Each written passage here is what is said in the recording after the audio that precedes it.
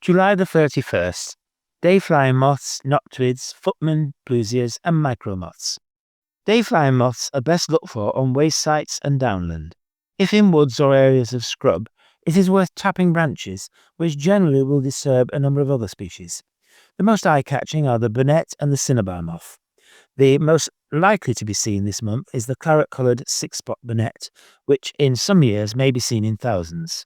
Cinnabar moths are also wine-coloured and intrinsically associated with ragwort, which their black and yellow ringed caterpillars regularly defoliate. They also can be seen occasionally in considerable numbers on waste sites, even in central London. The male vapourer also flies during the day in central areas. Disturbing vegetation in gardens may put up a colourful black, white and yellow magpie moth. The shaded brood bar is one of the moths most commonly seen during the day. It's a tawny brown with a broad central, almost chocolate bands across its wings. The turmeric-coloured yellow shell is rarely seen unless the vegetation is disturbed. If a small green moth is seen in woodland, it may well be a green carpet. If the wood is one that was filled with anemones earlier in the year, then it might be worth looking for the twin-spot carpet. Similarly, a purple moth seen during the day on heathland could well be the small purple bard. There are a few noctuids which are dayflowers, but the beautiful yellow underwing is one of the most impressive. It is more reddish-brown than other noctuids and has possibly the best colour patterns and marbling of the group.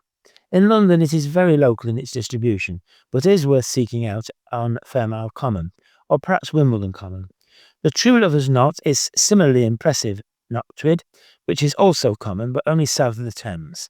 A lot of our other day-flying moths are now either rare or extinct. These include foresters, several burnets, the satyr pug, drab looper, marsh pug, festoon and the four-spotted. The custard yellow dew moth may still be worth looking for on Box Hill, as well as the similarly yellow clouded buff in the Banstead area. The latter has a pink fringe around the edge of its wings. The most dramatic of all the dayflyers has to be the Hummingbird Hawkmoth, which always gets remarked upon as it is seen hurtling through gardens. The moths most often seen are the typical dull-coloured noctuids, or owlets, which are attracted to our windows and outside lights at night. The name owlet comes from the fact that they nearly all just fly at night. The double square spot is one of the most common and widespread and easy to identify.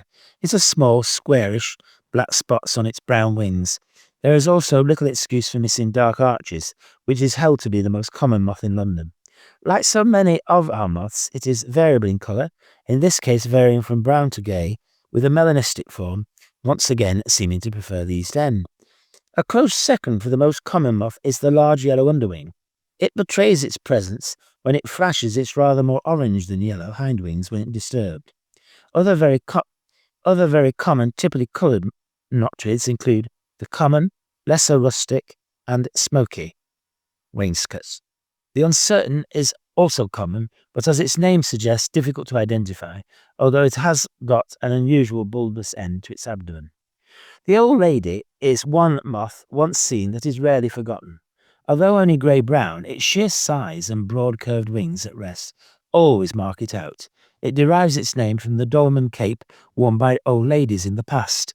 Although not particularly common, it does have the habit of entering houses and hiding in curtains, which is often where we first see it.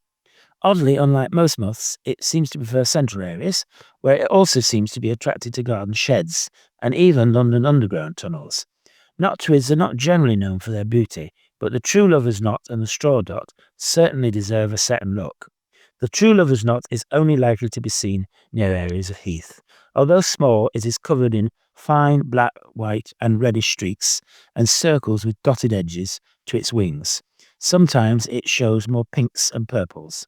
The straw dot has straw-coloured wings with distinct brown dots, which show up more purple and black when you look at them more closely. It is largely confined to marshy areas and wet woodlands.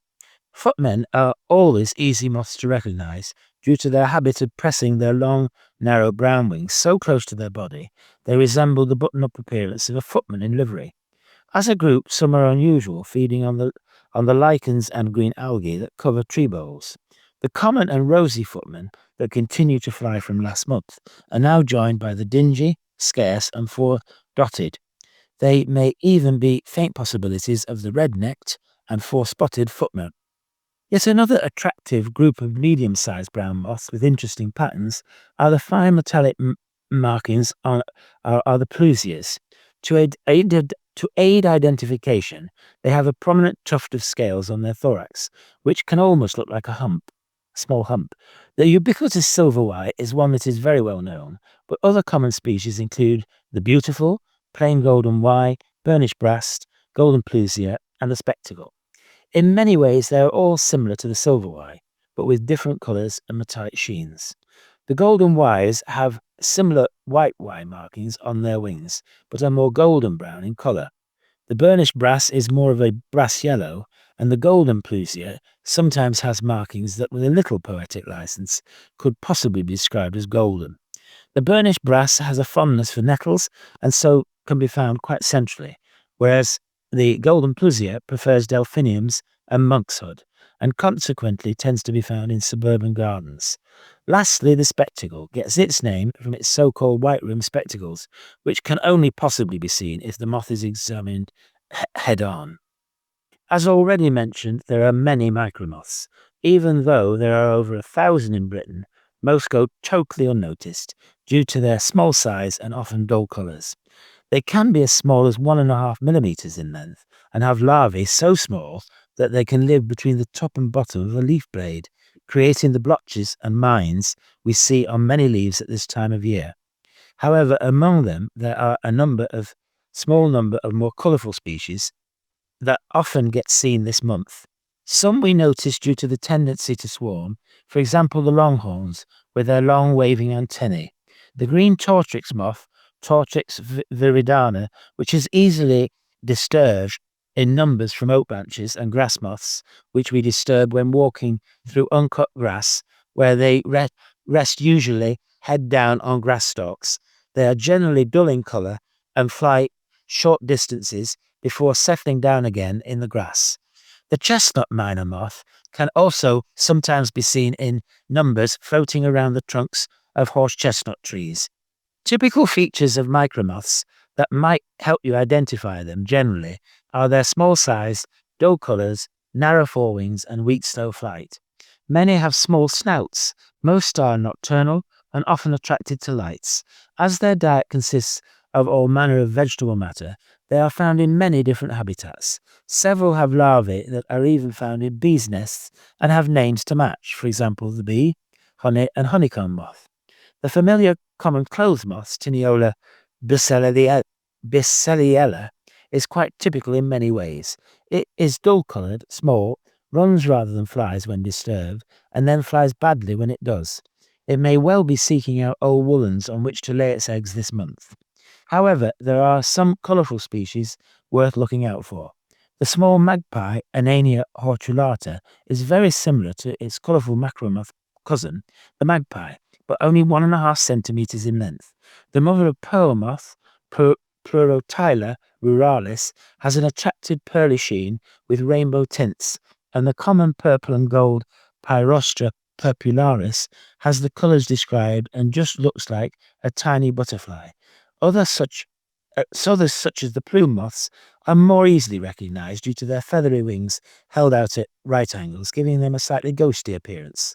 A more unusual micromoth is the small China mark moth, which has larvae which make a case around itself with fragments of our smallest wildflower, duckweed.